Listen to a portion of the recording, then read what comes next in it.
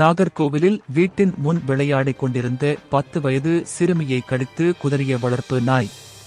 கன்னியாகுமரி மாவட்டம் நாகர்கோவில் அருகே உள்ள தொல்லவிளை பகுதியைச் சேர்ந்தவர் பிரவீன். இவரது மனைவி பிரதீபா. இவர் நாகர்கோவிலில் உள்ள ஒரு வங்கியில் மேலாளராக பணிபுரிந்து வருகிறார். இவர்களது மகள் பீரணிபா, வயது 10. இவர் அந்த பகுதியில் உள்ள ஒரு பள்ளி ஒன்றில் 5ஆம் வகுப்பு படித்து வருகிறார். இந்நிலையில் நேற்று வீட்டின் முன்பு பீரணிபா தனது சகோதரனுடன் விளையாடிக் கொண்டிருந்தார். அப்போது எதிர் வீட்டில் உள்ள வளர்ப்பு நாய் திடீரென பாய்ந்து வந்து சிறுமியை துரத்தி சரமாரியாக கடித்துள்ளது. உடனே சிறுமி அலறி துடித்துள்ளார். அவரது அலறல் சத்தம் கேட்டு தாய் மற்றும் உறவினர்கள் ஓடி வந்து மகளை நாயின் பிடியிலிருந்து மீட்டனர்.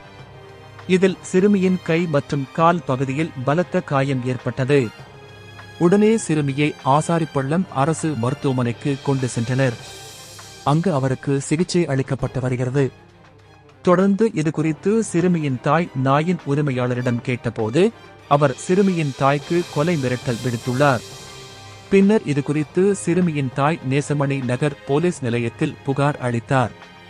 அதன் பேரில் போலீசார் நாயின் உரிமையாளர் மீது வழக்கு பதிவு செய்து விசாரணை நடத்தி வருகின்றனர். மேலும் இதேபோல் கடந்த 2 ஆண்டுகளுக்கு முன்பு சிறுமியை இந்த வளர்ப்பு நாய் கடித்துள்ளது.